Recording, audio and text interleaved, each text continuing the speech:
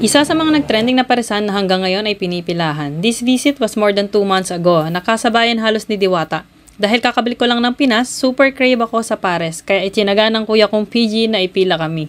So nag-order kami ng isang overload. Ito yung may kasamang bagnet, chicharon bulaklak at ang paborito kong bone marrow. And another order of bagnet pares. Only rice and soup. Masarap yung sabaw, nakulangan lang ako ng konting tamis sa pares. They have 2 kinds of soup. Bulalo style and pares kanto style.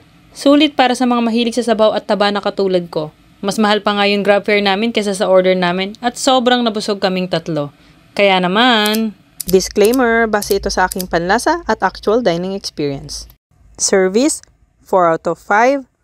Cleanliness, 2.5 out of 5. Quality of food, 4 out of 5. Overall experience, 3.5 out of 5. Wow! Babalik pa ba ako? Yes. That's it. Ciao!